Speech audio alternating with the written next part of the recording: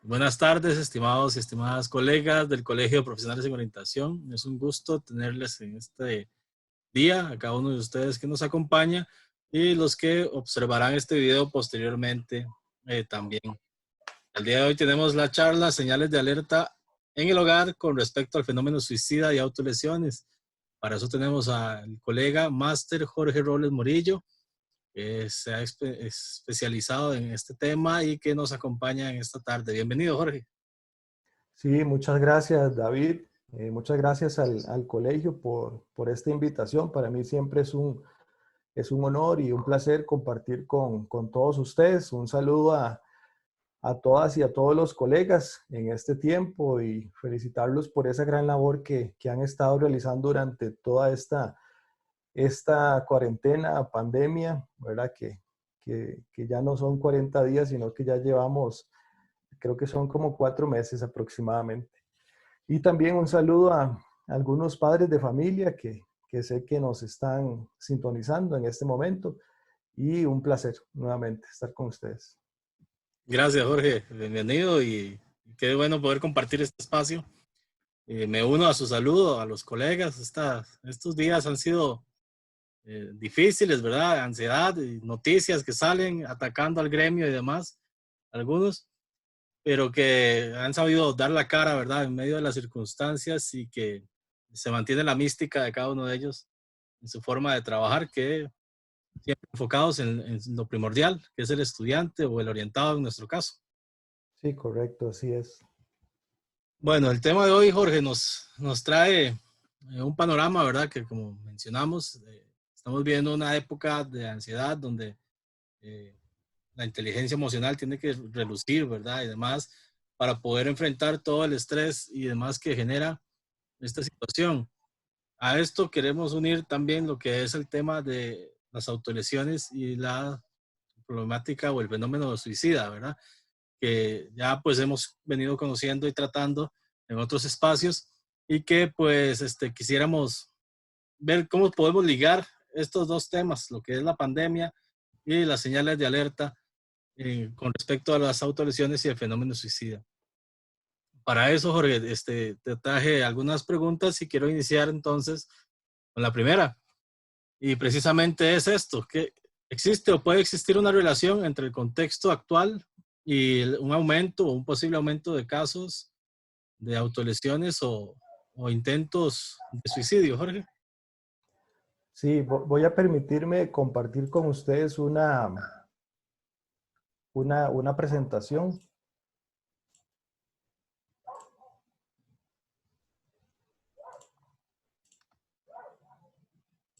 Vamos a ver, no me está dejando compartir. Ya te la comparto aquí, Jorge, tranquilo. Ah, ok. Ahí la ves. Sí, perfecto. David, muchas gracias. Si quiere la pone en modo presentación para... Ahí estamos. Usted me ayuda a pasarla entonces. Claro que sí. Ok, si gusta vamos a la siguiente. Ok, con respecto a la pregunta de la relación que existe, ¿verdad? Entre la pandemia, la situación actual, las autolesiones y el suicidio, pues sí, ¿verdad? Algunas situaciones que ya se han mencionado, aquí menciono o rescato algunas, por ejemplo, el distanciamiento físico, el hacinamiento, problemas económicos, violencia y abuso en todas sus manifestaciones, alguna incertidumbre o muchísima incertidumbre a raíz de toda esta situación, desmotivación, algunos sentimientos como tristeza, soledad, algunas acciones como aislamiento, tristeza profunda, por mencionar algunos, ¿verdad? Son una serie de situaciones que se están viviendo en medio de esta situación y sumémosle a esto algunas posibles o pocas herramientas o habilidades que pueda tener la persona, tanto de manera individual familiar o social, pocas herramientas o pocas habilidades que tenga el individuo en este caso, y a esto se le suma también una serie de factores de riesgo que posiblemente muchos de ellos no podamos controlar, nos va a dar como resultado algunos factores asociados a las autolesiones y el riesgo suicida. Esto lo que quiere decir es que va a poner en un estado de vulnerabilidad a esas personas, ¿verdad? Entonces, a la pregunta de qué relación existe entre la situación de la pandemia en cuanto a autolesiones y suicidio, pues sí, ¿verdad? Es una situación que está bastante correlacionada, por decirlo de alguna manera.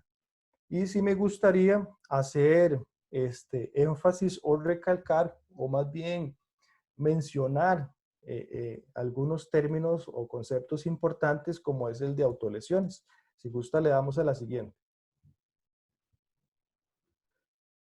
Ok, nada más como para reforzar un poquito el concepto de autolesiones, ¿verdad? Son todas aquellas agresiones que hace la persona contra sí misma de manera intencional.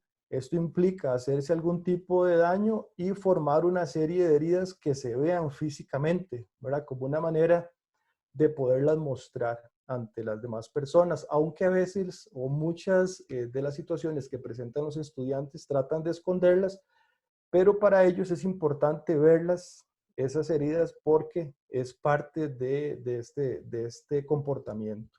Entonces, algunas autolesiones, las más comunes, podríamos mencionar el cortarse, esa es tal vez como la más común, la que más escuchamos por ahí. Arañarse es otro ejemplo, arrancarse el cabello, morderse, quemarse, en fin, son varias manifestaciones o varias acciones que comete la persona contra sí misma. Eh, esta, esta autora, Dolores Mosquera, ella lo que nos menciona es que la persona no encuentra las palabras necesarias para poder expresar ese dolor intenso o ese sufrimiento, pero que de alguna manera trata de comunicarlo a través o sacarlo fuera a través de las autolesiones, hacerlo visible de alguna manera. Aquí es importante hacer alusión a algo que ella nos menciona. Ella nos dice que muchas veces la autolesión es lo que sostiene a la persona. Eh, Decirle a una persona que deje de hacerlo, coartarle, quitarle esa manera de expresar su dolor emocional, más bien puede ser contraproducente. Aquí es muy importante tener como esa intuición, ¿verdad? De poder escuchar o saber qué es lo que está realmente pasando, sintiendo esa persona, porque se está autolesionando físicamente porque hay algo emocional que no puede controlar, ¿verdad? Entonces, el hecho de impedírselo o coartarlo de una manera brusca más bien puede ser contraproducente. Es importante que la persona que está practicando este tipo de autolesiones reciba un tratamiento adecuado, ¿verdad? Es importante que esa persona sea escuchada, que esa persona esté con un especialista que pueda ayudarle a que poco a poco ir eliminando las autolesiones. Es importante también recalcar que el hecho de estarse autolesionando también puede generar un efecto similar al de una droga, por ejemplo, ¿verdad? Que si lo hago continuamente puede generar más bien que la persona lo vea como una adicción, ¿verdad? Entonces es importante tener en cuenta esos elementos. Y con respecto al riesgo suicida, en la próxima presentación lo podemos mencionar. Ok, a raíz de todo esto que estamos viviendo de la pandemia, ¿verdad? Estas situaciones de vida que estamos llevando en este momento, también puede desencadenar en que una persona tenga pensamientos o acercamiento a ciertas fantasías e incluso ciertas manifestaciones que lo lleven a intentar quitarse la vida o a un suicidio consumado, ¿verdad? En este caso, el padre de la suicidología, o se le conoce como el padre de la suicidología, a Edwin Snyman, él lo que dice es que el suicidio es un proceso, ¿verdad? Es un proceso paulatino que lleva una serie de pasos y situaciones, no es una cuestión o una ocurrencia momentánea o algo espontáneo, ¿verdad? Que comete o que hace la persona, sino que es un proceso en el cual conlleva ciertos elementos. Por ejemplo, es tanta la angustia que tiene la persona en sí misma, es un dolor psicológico que no puede soportar y que lo hace caminar hacia una visión de túnel donde no puede ver ni a izquierda ni a derecha, no puede ver otras opciones más que la única alternativa en este momento es pensar en el suicidio.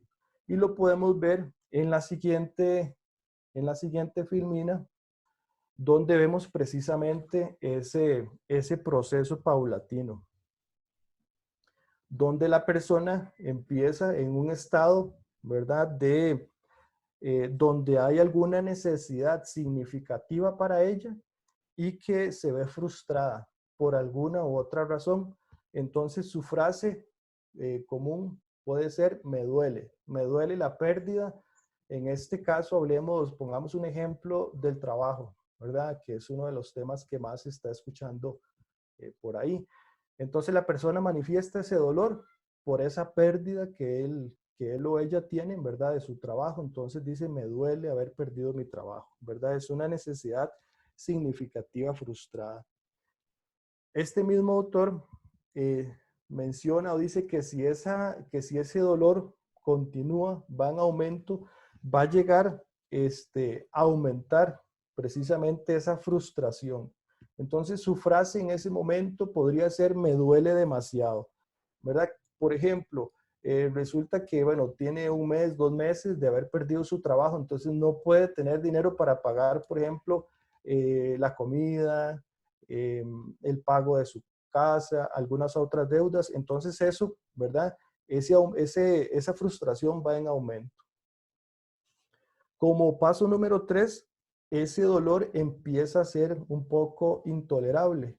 Entonces la frase podría ser, no tengo la capacidad de aguantar ese dolor, ¿verdad? Entonces, por ejemplo, llevo 3 meses sin pagar la casa, debo la pensión alimenticia, no tengo como para pagar ciertas deudas. Entonces va en aumento, ¿verdad?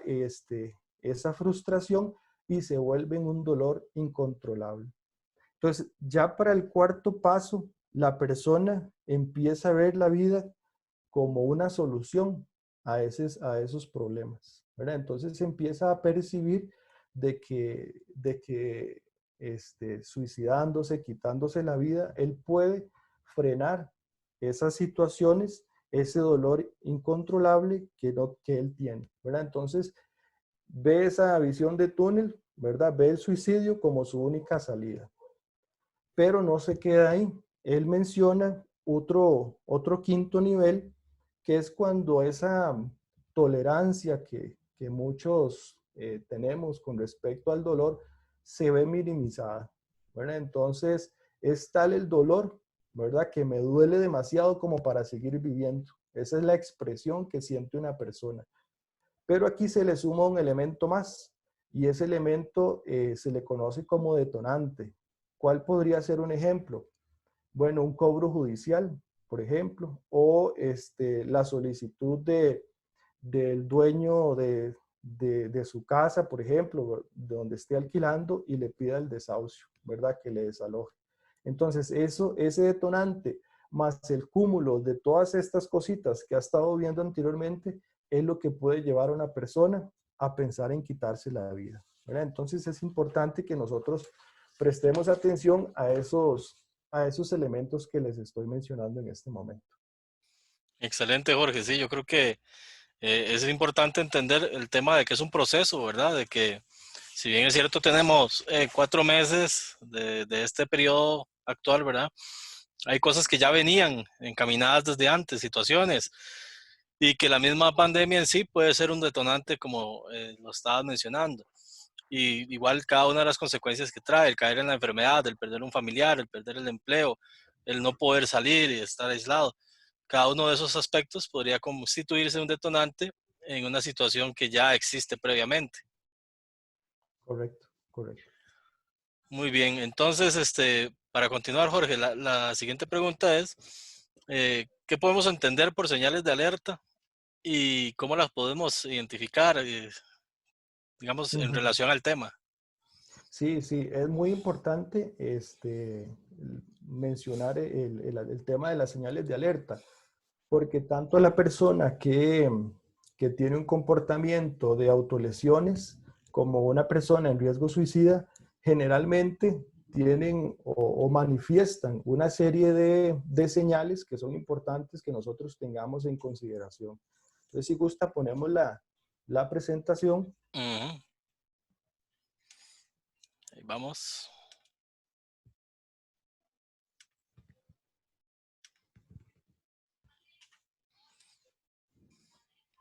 Ok.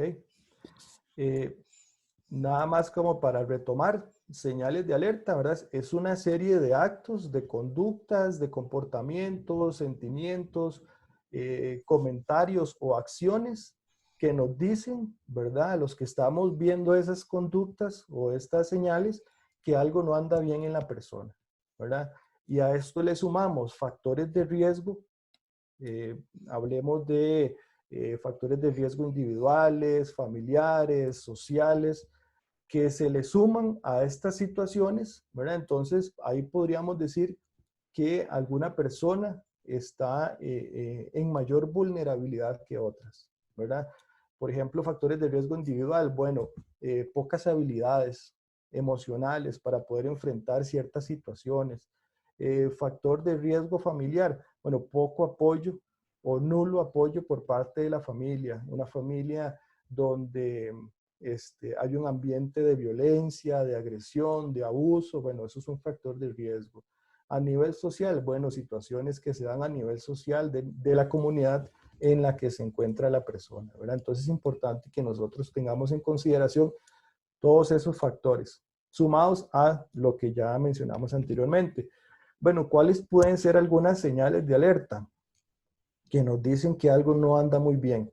Es importante que estas son situaciones que no son comunes en la persona, ¿verdad? Que pocas veces o que nunca hemos visto o que nunca se han dado en esta persona, ¿verdad? Entonces, por ejemplo, algunos cambios que puede presentar la persona, ya sea en su personalidad, cambios en el humor, se aísla, tiende a estar un poco más solo, se muestra más apático, hay un incremento en la pérdida de intereses, ¿verdad? Ya no le gusta compartir con la familia, con sus amigos.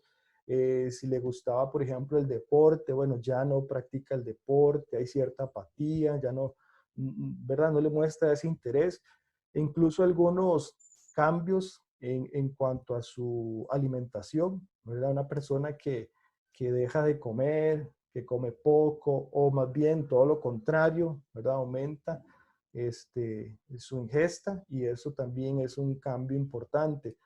O también las personas que tienen algunos trastornos del sueño, ¿verdad? Hablamos del insomnio o las personas que duermen demasiado. Como dije anteriormente, son situaciones no comunes o poco comunes en esa persona. Con respecto a algunas amenazas, ¿verdad? Estas pueden ser verbales como no verbales. Hay expresiones verbales que son muy claras, muy específicas, ¿verdad? A través de las redes sociales, a través de los mensajes de texto, sobre el deseo, ¿verdad? De quitarse la vida o incluso postean una foto donde se ven las cortadas que se están haciendo, los daños que se están haciendo a sí mismo.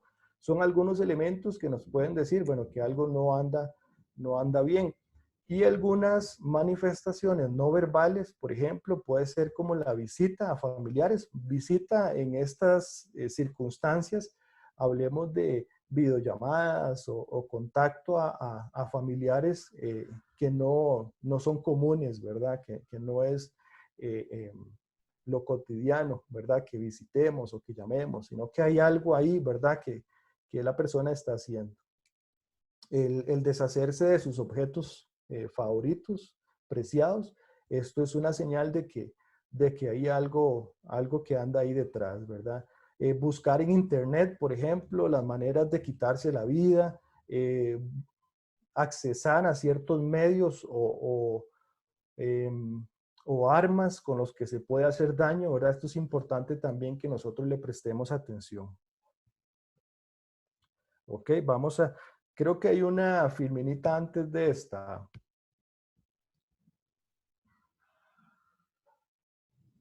Ok, perfecto.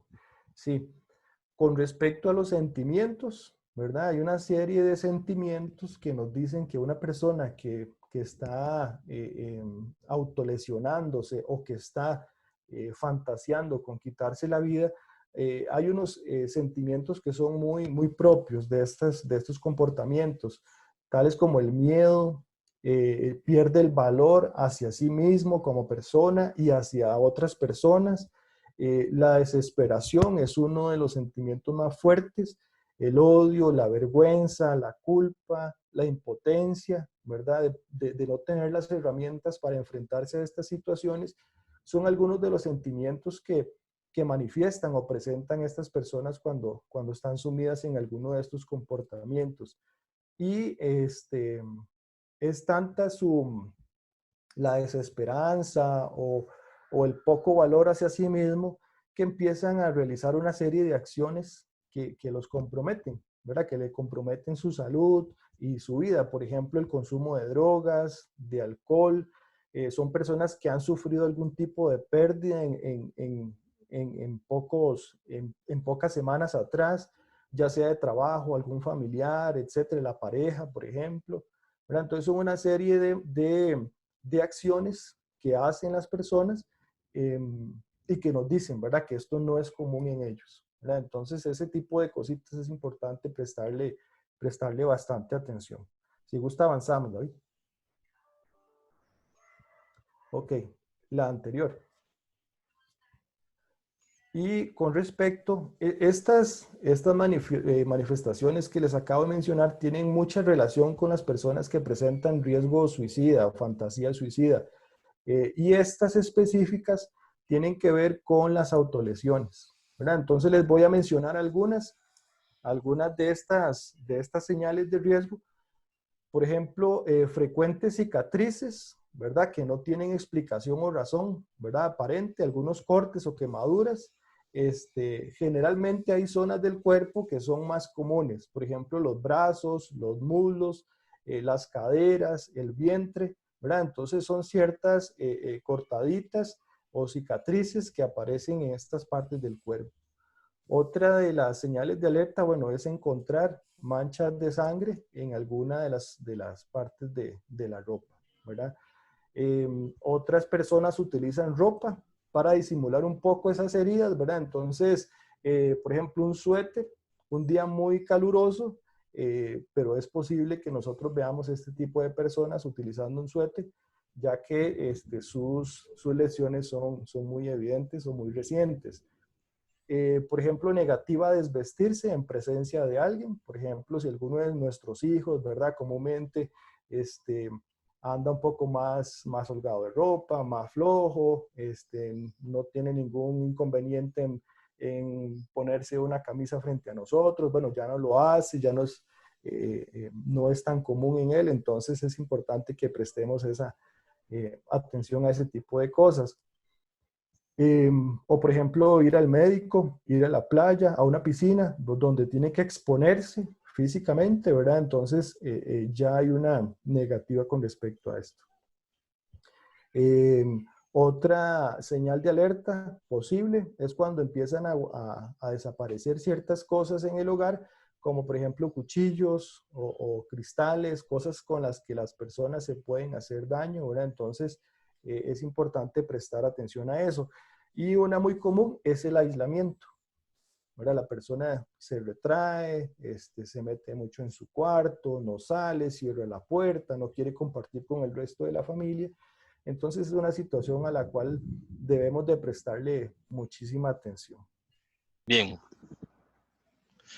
Excelente, Jorge. Entonces, continuando con lo que teníamos pensado para hablar, quisiera hacerte una pregunta adicional, y es que en medio de todo esto sabemos que muchas personas, ¿verdad? En todo lo del tema del aislamiento, de no poder visitar familiares, todo, pues están muy solas o viven un poco de soledad. Tanto personas adultas mayores como personas más jóvenes y demás, podrían estar viviendo este tipo de situaciones. Entonces, quisiera que nos puedas eh, apoyar tal vez con alguna información sobre cómo identificar señales de alerta por medio de medios digitales. Sí, gracias, David. Sí, es una muy buena pregunta. En este momento, pues habrán personas que sí, adultas, estudiantes nuestros del Ministerio de Educación Pública que viven solas o cualquier otra persona que viva en esta condición. Se le suma un poco más de riesgo el hecho de ser masculino, ¿verdad? Posiblemente por, eh, no sé, habrán algunas circunstancias propias de nosotros que nos hacen, ¿verdad?, retraernos un poco, buscar menos ayuda, ¿verdad?, dar un poquito el brazo a torcer en ese sentido, entonces nos pone en una condición un poco más vulnerable. Si hay alguna persona, digamos, en ese sentido, que está en estas condiciones, es importante que busque mantener un contacto con algún familiar, con algún amigo, un compañero de trabajo, porque es importante en esta situación pues no llevar eh, eh, toda esta conglomerado de situaciones o emociones que se nos puedan sumar, no llevarlo solo, ¿verdad? Es importante mantener un contacto. Y si yo sé de alguna persona, compañero, familiar, amigo, etcétera, que vive en esta condición, pues bueno, es sumar un poquito de situación, de apoyo en este sentido y estar ahí, ¿verdad? Mandándole un mensajito, ¿verdad? Una llamada de vez en cuando, porque sí es importante que nosotros mantengamos este vínculo con estas personas en estas condiciones. Y aterrizando un poquito al Ministerio de Educación Pública, con respecto a los estudiantes, ¿verdad? Para nosotros es sumamente importante fortalecer ese vínculo, esa relación con el estudiante. Está bien el asunto de las guías de trabajo y toda la situación, pero nos interesa mucho mantener ese vínculo y ese contacto. Y una de las herramientas que se están utilizando de manera digital es la alerta temprana. La alerta temprana nos permite detectar ciertas situaciones de riesgo que presente la persona estudiante, ¿verdad? Y precisamente una de ellas es el riesgo suicida o las autolesiones. Entonces, ¿cómo funciona esto? Es una herramientita que muchos conocemos en los centros educativos, eh, que lo que busca es que el docente o cualquier funcionario del centro educativo pueda detectar alguna situación particular en alguno de los estudiantes e inmediatamente hay que informar al centro educativo. Cada centro educativo tiene un equipo, ¿verdad?, que le llaman equipo de permanencia institucional. La idea es que este equipo pueda brindar algunas alternativas o solventar esas necesidades o esos posibles riesgos que presente la persona, ¿verdad? Entonces es importante que se informe al centro educativo. Esta herramienta la puede aplicar cualquier persona, cualquier funcionario. Y es muy sencilla. Si yo me doy cuenta de que algún estudiante presenta alguna situación, sobre todo ahora a la distancia, posiblemente no nos demos cuenta desde el centro educativo que algún estudiante esté presentando alguna situación, es importante que si me doy cuenta, inmediatamente informar al departamento de orientación, a los equipos interdisciplinarios, al equipo de permanencia de la institución, al docente guía, en fin, para poderle dar apoyo o contención a esa situación que está sufriendo la persona, ¿verdad? Entonces, como les decía ahorita, anteriormente, lo puede hacer desde un familiar, un compañero, el mismo estudiante, ¿verdad? Puede solicitar ese apoyo y esa ayuda. Y aquí también es importante reconocer los esfuerzos que se están haciendo a nivel de redes, ¿verdad? De redes colaborativas, que existen no solamente en los centros educativos, ¿verdad? Como los gobiernos estudiantiles, los líderes o lideresas estudiantiles, que son importantes, a nivel de la comunidad, algún miembro de la comunidad que se dé cuenta de alguna situación lo puede informar y así generar una serie de alianzas que entre todos podamos identificar este tipo de señales, ¿verdad? Yo creo que el trabajo colaborativo en este tiempo, en este momento, es sumamente importante. Muy bien, Jorge. Gracias por los aportes y creo que es muy valioso todo lo que nos compartes. Creo que es importante que las personas allá en la casa, sobre todo los padres de familia, ¿verdad? Que puedan ver la actividad, tengan claro que los servicios no se detienen por el hecho de que estemos a la distancia. Correcto, eso es muy importante. Incluso la activación de los protocolos se mantiene tal cual, ¿verdad? Ya sea el protocolo de violencia, el de ciberbullying, el de prevención de lesiones autoinfligidas y tentativa de suicidio, o sea, se mantienen igual, ¿verdad? La única diferencia es que ahorita estamos a distancia, pero todo lo demás se mantiene funcionando exactamente igual. Exacto, ¿verdad? Lo único que cambia desde la comunicación es el medio, es el canal. Así que, Correcto. pero todos los servicios están a la orden para que no lo duden, ¿verdad? Cada padre y madre de familia en acudir a los docentes, a los orientadores y a los diferentes equipos de trabajo del ministerio. Eso es súper bueno, Jorge. Continuando, eh, bueno, ¿qué podemos hacer cuando ya logramos evidenciar, ¿verdad? Estas señales, aparte de recurrir, ¿verdad? Todo esto que vos nos estás mencionando, en caso, por ejemplo, de que no sea alguien que está institucionalizado en el MEP, que sea un adulto mayor o otra persona, ¿qué podrías recomendarnos al respecto? Sí, claro, David. Si gusta, en la próxima filmina lo podemos ver un poquito más claro. Vamos a ver. Ok, ¿qué pasa, verdad? Si nos damos cuenta de alguna situación, ¿qué debemos de hacer? ¿Verdad? Es muy importante que en cualquier momento nos puede pasar, ¿verdad? Que tengamos que atender alguna situación de estas o nos damos cuenta de alguna de estas situaciones. Entonces aquí les comparto algunas, llamémoslo, recomendaciones mínimas, básicas, creo que muy sencillas, pero que pueden marcar una gran diferencia de la atención que podamos dar, ¿verdad? Entonces, lo más importante es una actitud de escucha, ¿verdad? Sentarse con la persona y escucharlo, que la persona hable, se desahogue. Primeramente, la persona, si se nos acerca a nosotros, es porque realmente nosotros somos significativos para esa persona, ¿verdad? Realmente la persona ve en nosotros una posible respuesta a esa situación tan agobiante que tiene y lo menos que podemos hacer es escuchar, ¿verdad? Escuchar sin prejuicios, muy importante.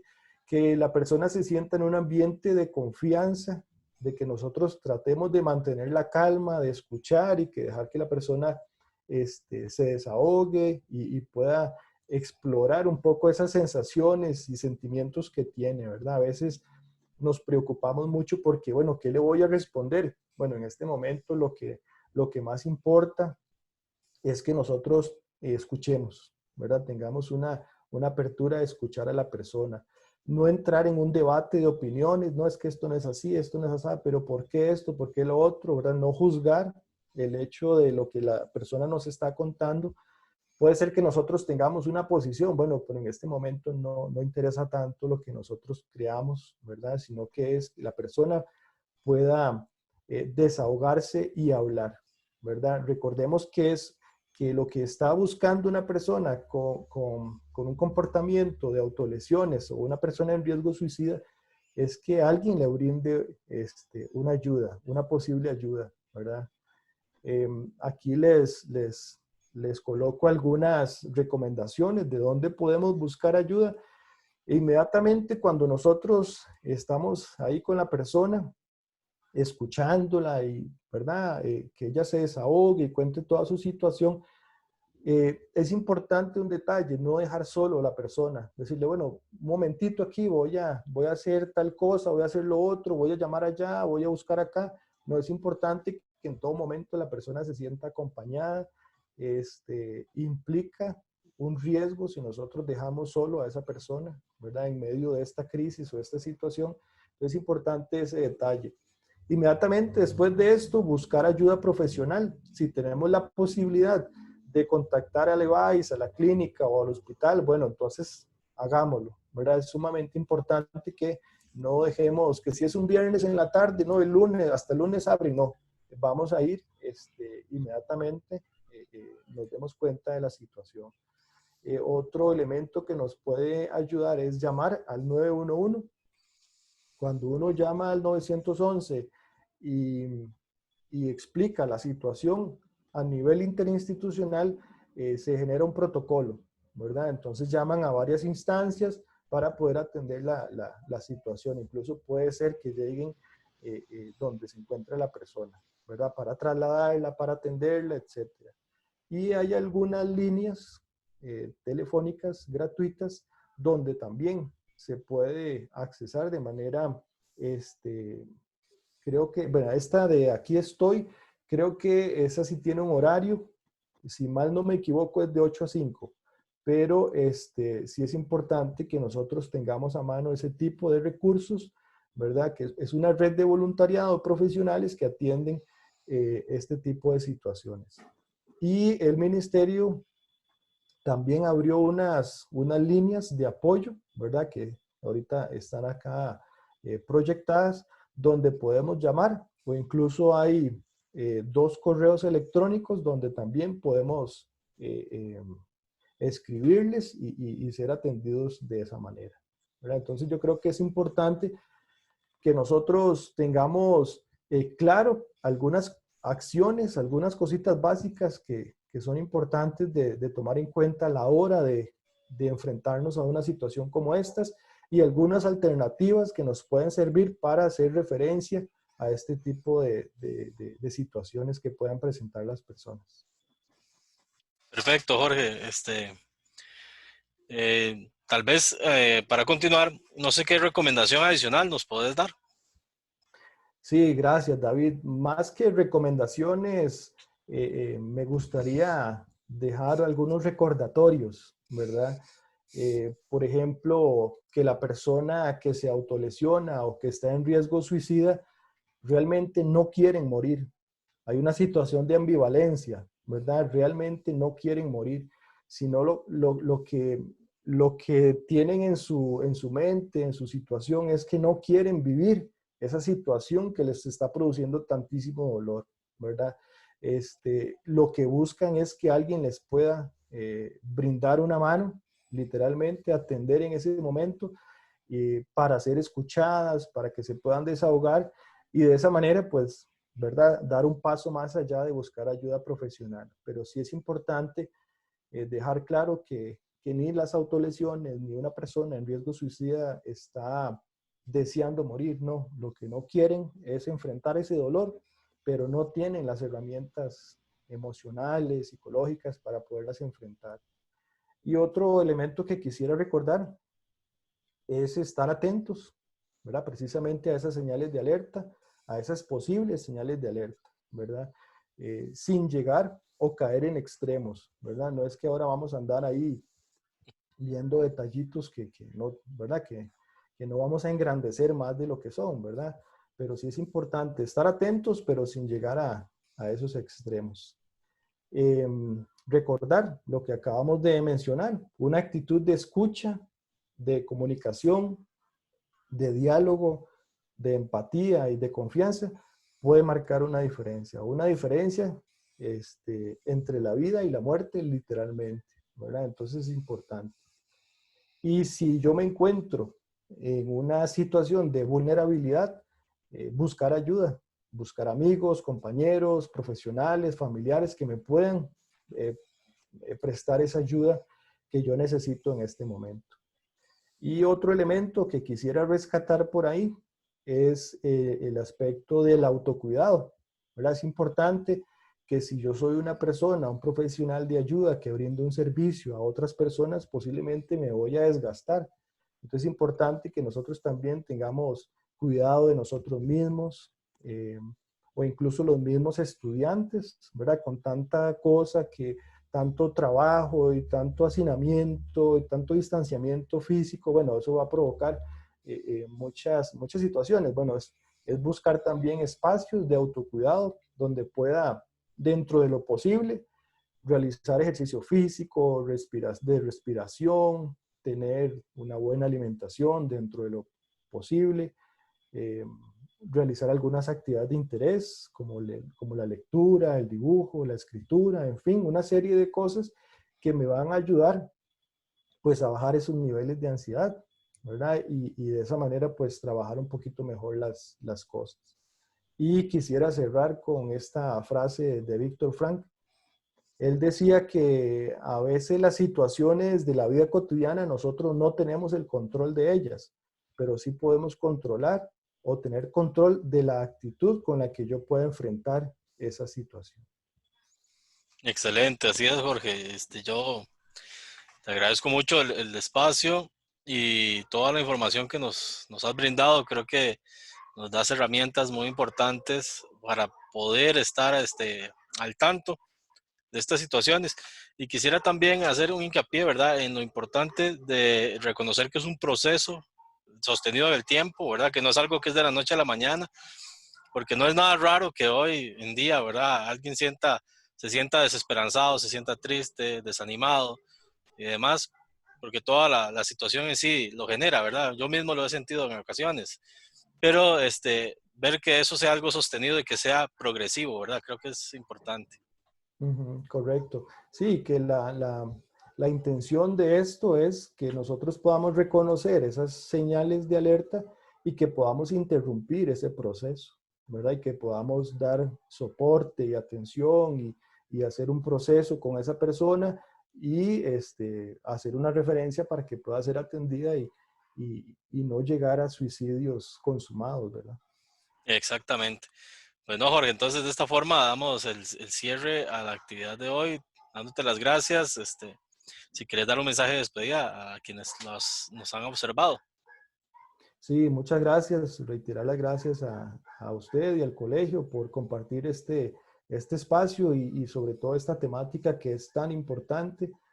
Como dije anteriormente, no de generar caos, ni susto, ni una preocupación más, sino más bien tener las herramientas para poder reconocer este tipo de señales o manifestaciones y poder interrumpir esos procesos y salvar eh, más que una vida. ¿Verdad? Yo creo que una vida implica más personas a nuestro alrededor, familias, amigos, y yo creo que todos queremos compartir con nuestros seres queridos y personas cercanas, pues mucho tiempo de calidad, ¿verdad? Entonces yo creo que este tipo de temas es sumamente importante que lo podamos abordar de una manera tranquila, por llamarlo de alguna manera, pero atentos y una vez que nos demos cuenta de estas situaciones, pues actuar, ¿verdad? Buscar apoyo. Así es, son clave, ¿verdad? La empatía, la comunicación y la escucha para que podamos pues estar atentos a esto y brindar esos espacios de que las personas se desahoguen, ¿verdad? Y pues tengan la confianza de dar a conocer pues sus sensaciones, sus sentimientos y emociones. Pues muchas gracias, Jorge, y cada una de las personas que nos ha acompañado, que estén súper bien. Deseamos salud y eh, bienestar en todo lo que sea parte de sus vidas. De esta forma nos despedimos, a cuidarnos entre todos y a cuidarnos nosotros mismos también, como lo decía Jorge, con sus estrategias de autocuidado. Así que, pues, muchas gracias y nos estamos viendo en las próximas ocasiones. Hasta luego. Muchas gracias. Chao, Jorge. Gracias, Davidcito. Pura Muchas vida. Muy gracias. Pura vida. amable. Un abrazo. Un abrazo.